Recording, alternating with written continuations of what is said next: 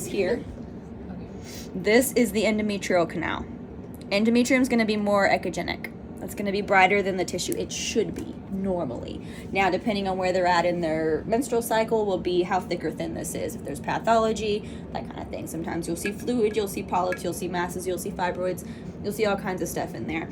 But this is endometrium.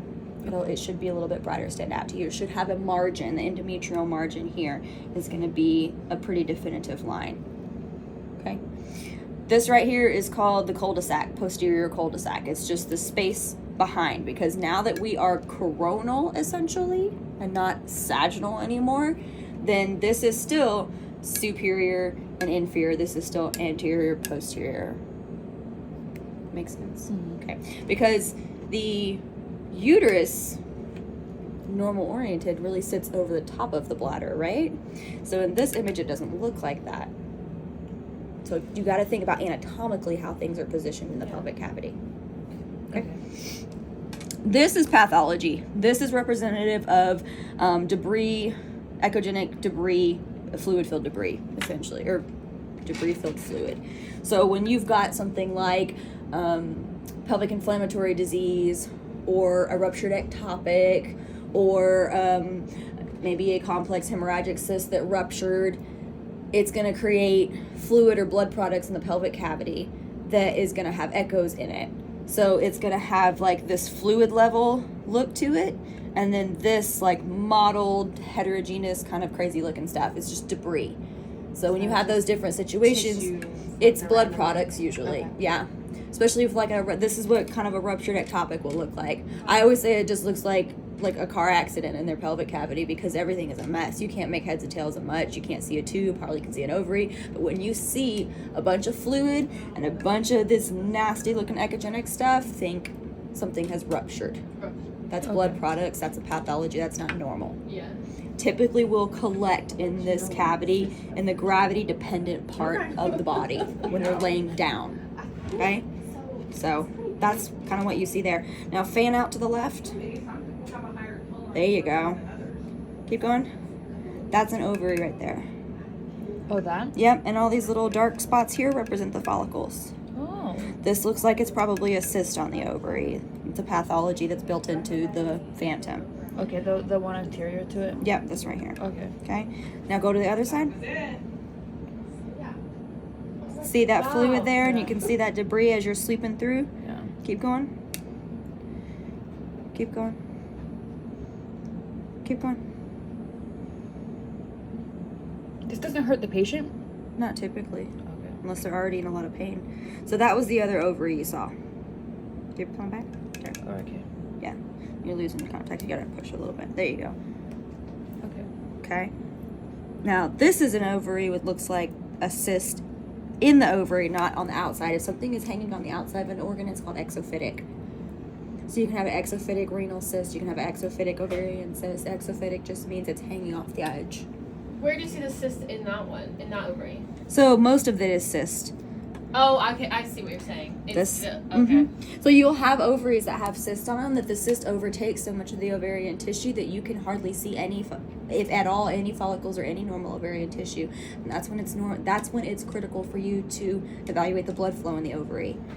Because if it's pushing everything in all the tissue and compressing it, it can cut off flow. Oh, because it's all anechoic. See this very subtle little line here? Yeah. That's probably actually true ovarian tissue. Okay. Okay. And then you said that they hyperechoic. It looks like they put a fibroid on it too. So here's another thing. As you're going through, do you see the distortion here in that border?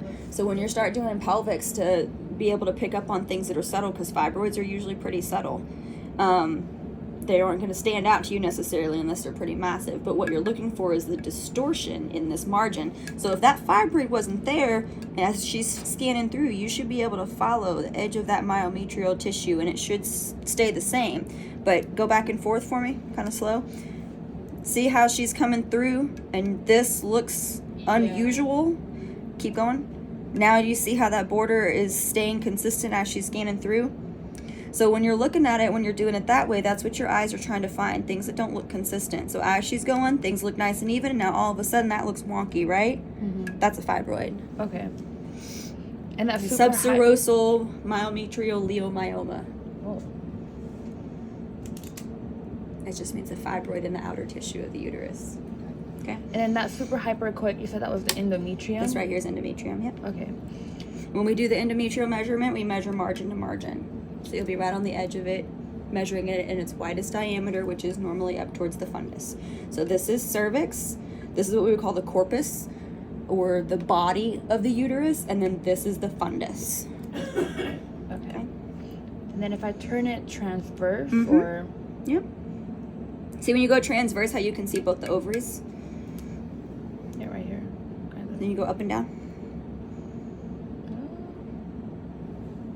See, that's a little follicle in there? Yeah.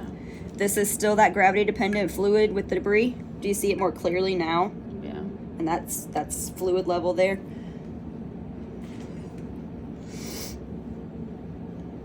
So, question. You said with this one, this is the follicle? Mm-hmm. Not a cyst?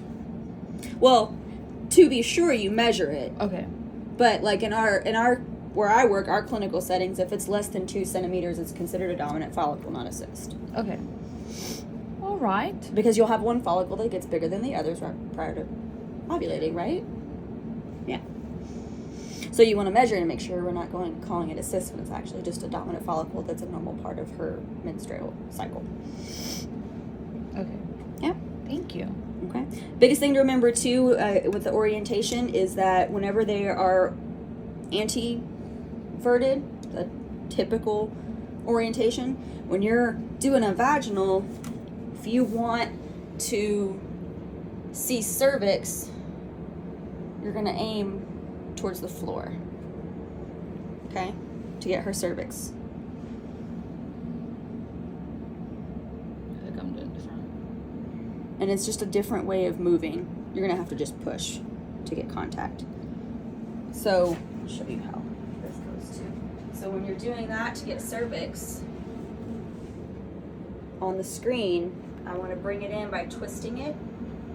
See, I'm lengthening that uterus out. And I can see that real thin line there is the cervix. So if I put the probe in and I'm like this, and that's what the image looks like, what am I going to do to see cervix? I'm going to angle to where that uterus is, like that, okay? Now if I'm doing it in trans, if I want fundus, I'm going up towards her belly button, okay? I'm angling up like that. That's fundus. If I want cervix, I aim down towards the floor. And now I'm out of it, but that's the cervix right there in trans, okay? So keep that in mind, depending on how they're oriented. This part is the cervix? Mm-hmm. That round, it's rounded right there. Right there? Mhm. Okay. So that's trans cervix, but I'm pushing down towards the floor. So if I want to get the fundus, I'm going to push up towards patient's belly button, okay? Okay. And so when you're doing this too, it's not just a back and forth, it's this too. Because look at the screen. If I want to get the full length of my uterus, if I'm twisted weird, look, I'm not getting the whole thing. You're going to twist and move back and forth at the same time until I get that lengthened out as far as I can. Make sense?